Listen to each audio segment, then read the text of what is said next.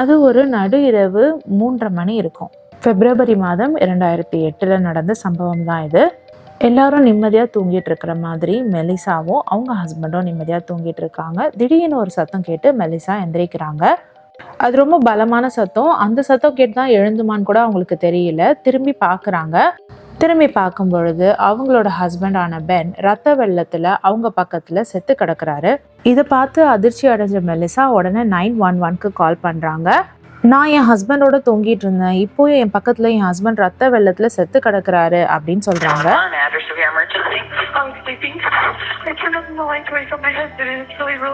இது மட்டும் இல்லாம மெலிசா தன்னோட 6 வயசு பொண்ணும் கூட இருக்கிறதா சொல்றாங்க.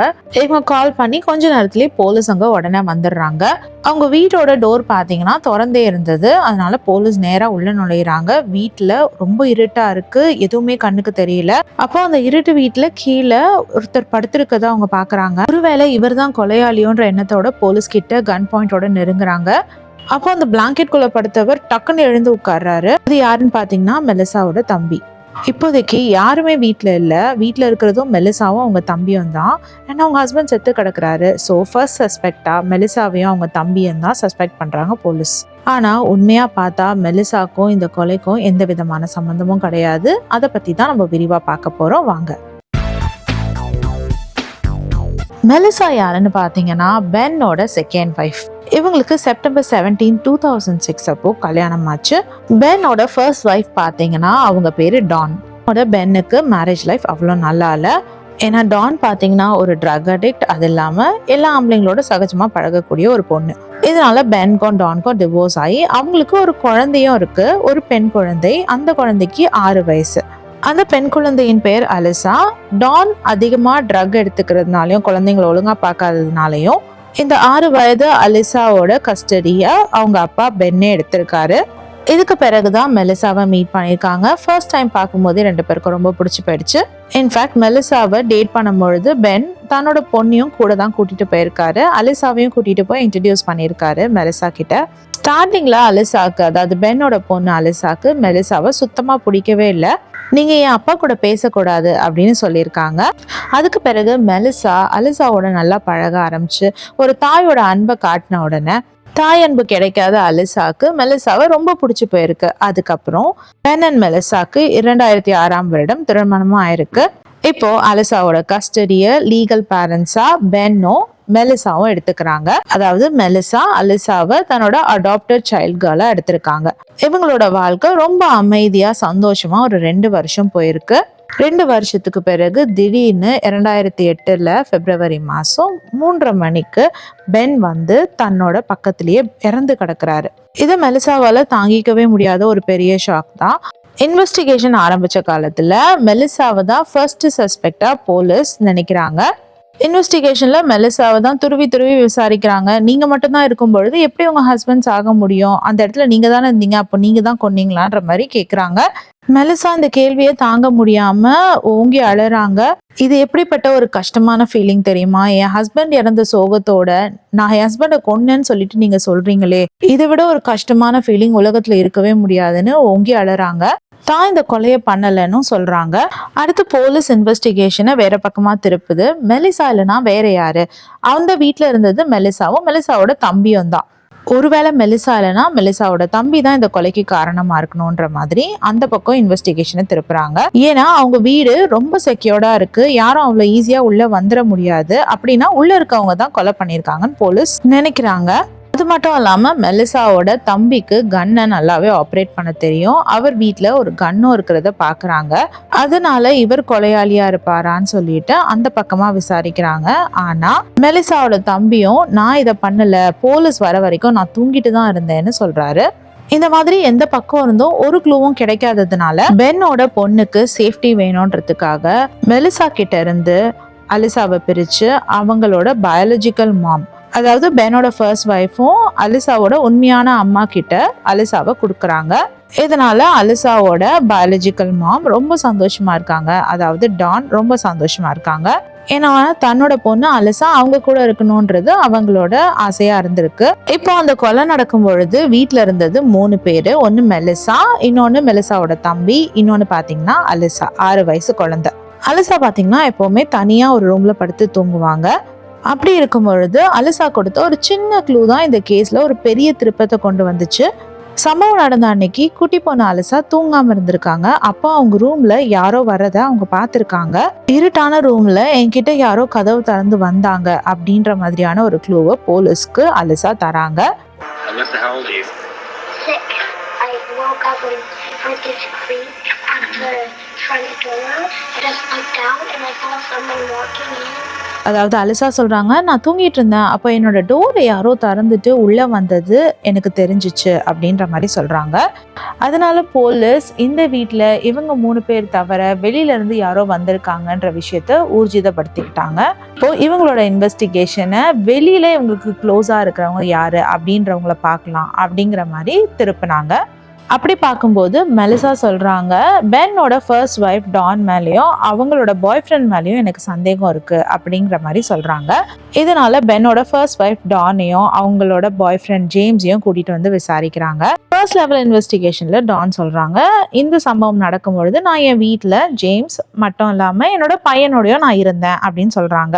ஜேம்ஸ் பாத்தீங்கன்னா என் ஃப்ரெண்டோட ஃப்ரெண்டுன்னு சொல்றாங்க. உங்களுக்குள்ள ஏதாவது ரொமான்டிக் ரிலேஷன்ஷிப் இருக்கான்னு போலீஸ் கேட்குறாங்க.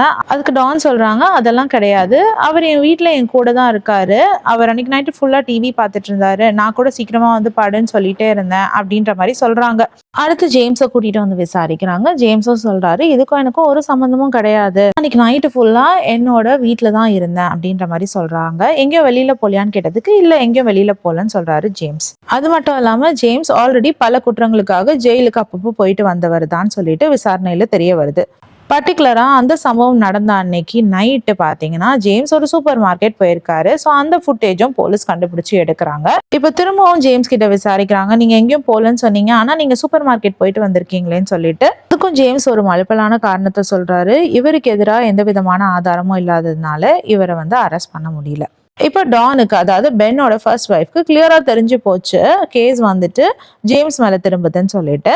அதனால டான் தானாவே போலீஸ் கிட்ட போயிட்டு, ஜேம்ஸ் பாத்தீங்கன்னா என்னோட பாய் ஃப்ரெண்டு தான், இவர்கிட்ட வந்துட்டு நான் நிறைய தடவை பென்னை பத்தி கோமா பேசியிருக்கேன், அதனால என்ன சாட்டிஸ்ஃபை பண்றதுக்காக ஜேம்ஸ் தான் இந்த கொலையை பண்ணிட்டாரு அப்படிங்கிற மாதிரி ஒத்துக்கிட்டு இருக்காங்க. மற்றபடி தனக்கும் இந்த கொலைக்கும் எந்த விதமான சம்பந்தமும் இல்லை அப்படின்ற மாதிரி டான் சொல்லியிருக்காங்க. இந்த விஷயம் இப்போ ஜேம்ஸ்க்கு தெரிய வருது. ஸோ ஜேம்ஸ் வந்து இப்போ டான் நம்மள மாட்டி விடுறாங்க அப்படின்னு தெரிஞ்சதுனால ஜேம்ஸ் என்ன பண்றாரு, எல்லா உண்மையும் போய் போலீஸ் கிட்ட சொல்லிடுறாரு. ஜேம்ஸ் என்ன சொல்றாருன்னா, இந்த கொலையை பிளான் பண்ணி கொடுத்ததே டான் தான், அதாவது பென்னோட ஃபர்ஸ்ட் ஒய்ஃப் தான் இந்த கொலையை பிளான் பண்ணியே கொடுத்தாங்க. இன்னும் சொல்ல போனா அந்த வீட்டோட மேப் எப்படி இருக்கும், யார் யார் எங்கெங்க படுப்பாங்கன்றது முதல் கொண்டு டான் தான் வந்து ஜேம்ஸ்க்கு சொல்லியிருக்காங்க. இந்த கொலைக்கு பின்னாடி இருக்கிற மாஸ்டர் மைண்ட் யாருன்னு பாத்தீங்கன்னா டான் தான். டானுக்கு பாத்தீங்கன்னா பென் ஹாப்பியா இருக்கிறது சுத்தமா பிடிக்கல. அது மட்டும் இல்லாம தன்னோட பொண்ணோட கஸ்டடியை அவங்க கிட்ட இருந்து பறிச்சுட்டாங்கன்ற கோவம் வேற. இதனால பென்னை பழி வாங்கணும்னு சொல்லிட்டு ஜேம்ஸ் கிட்ட அடிக்கடி சொல்லிட்டே இருந்திருக்காங்க. இதுக்கு ஜேம்ஸும் நீ சொல்லு, நான் உனக்காக அவனை கொலை பண்றேன்னு சொல்லியிருக்காரு. அதனால டான் அவங்க பாய் ஃப்ரெண்டோட சேர்ந்து அவங்களோட எக்ஸ் ஹஸ்பண்டையும் அவங்க ஒய்ஃப் மெலிசாவையும் சேர்த்து கொலை பண்ணணும் தான் பிளான் பண்ணியிருக்காங்க. பிளான் பண்ணபடி சம்பவம் நடந்த அன்னைக்கு டானும் கூட சேர்ந்துதான் பென்னோட வீட்டுக்கு போயிருக்காங்க. டான் ஏற்கனவே தன்னோட ஹஸ்பண்டோட வாழ்ந்ததுனால அந்த வீட்டுல எல்லா இடமும் அவங்களுக்கு நல்லா தெரிஞ்சிருக்கு. அதனால டான் முதல்ல அவங்க பொண்ணு படுத்திருக்கிற ரூம், அதாவது அலிசா படுத்திருக்கிற ரூமுக்கு போயிருக்காங்க. அப்போதான் அலிசா முழிச்சு பார்த்திருக்காங்க. இருட்டா இருந்ததுனால அலிசா முழிச்சிருந்தது டானுக்கு தெரியல. நல்ல வேளை புத்திசாலியான அலிசா அந்த நேரத்துல எந்த விதமான சத்தமும் போடாம இருந்திருக்காங்க.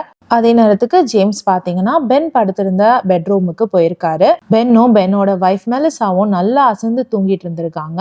அந்த நேரம் மிஸ்டர் பென்னை கன்னால அவரோட தலையிலேயே பார்த்து ஷூட் பண்ணிட்டு அடுத்து மெலிசாவையும் நோக்கி குறி வச்சிருக்காரு ஜேம்ஸ். ஆனா அந்த நேரத்துல திரும்பவும் ட்ரிகர் ஒழுங்கா ஒர்க் ஆகாததுனால மெலிசாவை ஷூட் பண்ணாம அங்கிருந்து வேகமா வெளியில ஓடி வந்துட்டு இருக்காரு. அதே நேரத்துக்கு டான் பாத்தீங்கன்னா காரை ரெடியா வச்சுட்டு உட்காந்துருக்காங்க. ஓடி வந்த ஜேம்ஸ் கார்ல ஏறினோன்னு 2 பேரும் கிளம்பி வேகமா வீட்டுக்கு போயிட்டு இருக்காங்க. இந்த விஷயத்துல பாத்தீங்கன்னா டான் தன்னை ஒரு குற்றவாளியாவே காட்டிக்காம எல்லாமே செஞ்சது ஜேம்ஸ் தான்ற மாதிரி சொல்லிட்டு அவங்க ஒதுங்கி நின்று இருக்காங்க.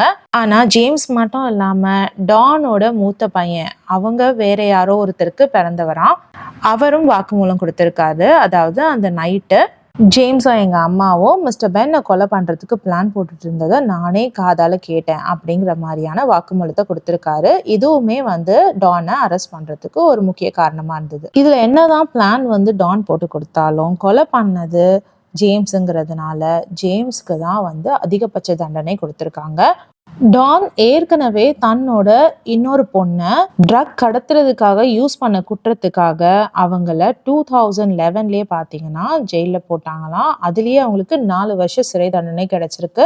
2014 அவங்க திரும்பியும் வெளியில வந்திருக்காங்க. மொத்தத்துல டான் பார்த்தீங்கன்னா அவங்களோட எந்த ஒரு குழந்தைங்களுக்கும் ஒரு நல்ல அம்மாவா இருந்தது கிடையாது. இது மட்டும் இல்லாம போதைப் பொருள் பழக்கம், அது இல்லாம பிள்ளைங்களுக்கு சாப்பாடு ஒழுங்கா தரதும் கிடையாதான். அவங்கள ரொம்ப அசிங்கமா திட்டவும் செய்வாங்களாம்.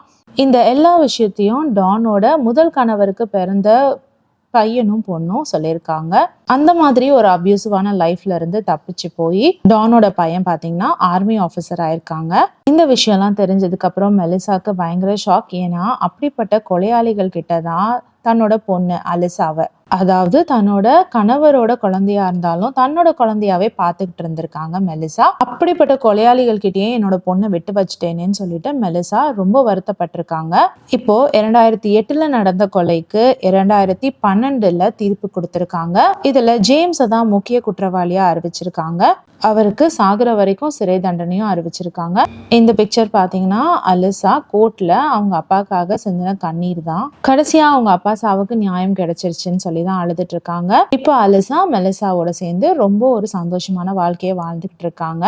இவ்வளோ நடந்த பிறகும் கோர்ட்ல அலிசா கேட்டிருக்காங்க, நான் ஜேம்ஸ் கிட்ட தனியா பேசணும்னு சொல்லிட்டு. அப்படி அவங்க பேசும்பொழுது ஜேம்ஸ் கிட்ட சொல்லியிருக்காங்க, நான் வந்து எங்க அப்பாவை நீ கொன்னதுக்காக நான் உன்னை மன்னிச்சிடுறேன், உனக்கும் ஏதாவது நல்லது நடக்கும் அப்படின்னு சொல்லிட்டு வந்திருக்காங்க. அலிசாவோட இந்த சாஃப்ட் ஹார்ட்டட் நேச்சருக்கு மெலிசாவும் ஒரு காரணம் தான். ஏன்னா மெலிசா ஆரம்பத்துல இருந்தே அலிசா கிட்ட சொல்லிட்டு இருந்திருக்காங்க, நம்ம அப்பாவை கொன்னவங்க யாருன்னு தெரிஞ்சாலும் நம்ம அவங்கள மன்னிக்க ரெடியா இருக்கணும்னு சொல்லியிருக்காங்க. இதுக்கு காரணம் மெலிசா சொல்றாங்க, அலிசா ஒரு விரோதத்தோடையோ ஒரு வெறுப்போடையோ வளரக்கூடாது, அவ வாழ்க்கை வந்து சந்தோஷமா இருக்கணும் அப்படின்னு சொல்லியிருக்காங்க. இது வரைக்கும் நம்ம கேட்ட நிறைய கதைகள்ல பாத்தீங்கன்னா ஸ்டெப் மதர் எப்பவுமே வந்து கல் நெஞ்சக்காரங்களா தான் இருப்பாங்க. ஆனா இங்க ஒரு ஸ்டெப் மதர் நிஜமாவே தாயுள்ளம் கொண்டு இன்னொருத்தரோட பிள்ளைய தான் பிள்ளையா நினைச்சு வளர்த்துட்டு இருக்காங்க. இந்த தாய் மெலிசாவை பத்தி நீங்க என்ன நினைக்கிறீங்க? மெலிசா பாத்தீங்கன்னா அலிசாவை மட்டும் வளர்க்கல, டானோட முதல் பொண்ணு இருக்காங்க இல்லையா, அதாவது ட்ரக் கேஸ்க்காக அவங்கள யூஸ் பண்ணாங்கன்னு சொன்னாங்க இல்லையா, அந்த பொண்ணையும் சேர்த்துதான் வந்து இப்போ மெலிசா வளர்த்துக்கிட்டு இருக்காங்க. டானோட பொண்ணும் மெலிசாவை தான் அம்மாவை நினைச்சு நாங்க 3 பேர் தான் இப்போ ஒரு ஃபேமிலின்னு சொல்லிட்டு இருக்காங்க. இது இல்லாம பென் $4 lakh டேர்ம் இன்சூரன்ஸும் எடுத்திருந்திருக்காரு. அதனால அவர் இறந்த பிறகு அந்த பணம் மொத்தமா மெலிசாக்கு வந்திருக்கு. இந்த வகையில பென் தான் செத்த பிறகும் தன்னோட குடும்பத்தை வாழ வச்சுக்கிட்டு இருக்காரு. பென்னோட நினைவுகளோடையே மெலிசா இன்னமும் அந்த 2 பொண்ணுங்களுக்காக வாழ்ந்துகிட்டு இருக்காங்க. மெலிசாவோட வாழ்க்கையில இருந்து நீங்க கத்துக்கிற பாடம் என்னன்னு சொல்லிட்டு கமெண்ட் செக்ஷன்ல சொல்லுங்க. இந்த வீடியோ உங்களுக்கு பிடிச்சதுன்னா please like, share and subscribe. வேற ஒரு வீடியோல திரும்பவும் மீட் பண்ணலாம். Until then, it's bye from Jemima. Take care.